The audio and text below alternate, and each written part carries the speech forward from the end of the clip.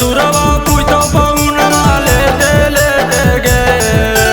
Jamie ससुरवा पूछो पहुनवा लेते लेते गे।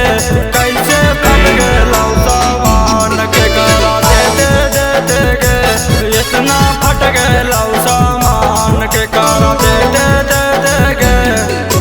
जैमी ससुरवा पूछो पहुनवा लेते लेते गे। जैमी ससुरवा पूछो पहुनवा लेते लेते गे।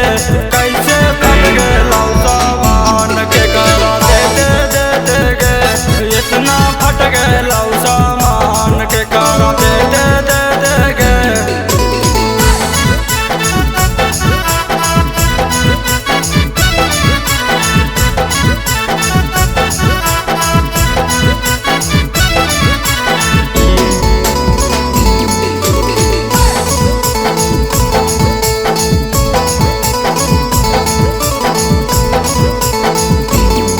आगे के कराते करावानी छौड़ी तू मसाज गे।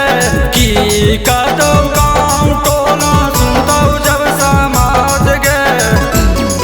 आगे के कराते करावानी छौड़ी तू मसाज गे। की कतो गाँव टोला सुनतो जब समाज गे।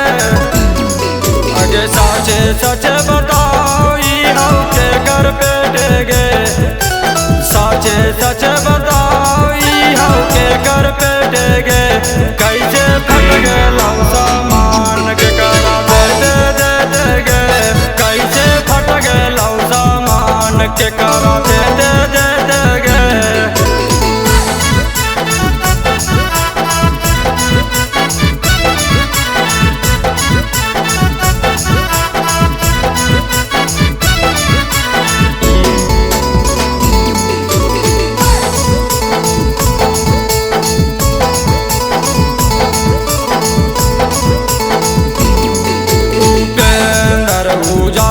के तुहानी सुपर माल गे। नीला बिहारी छौ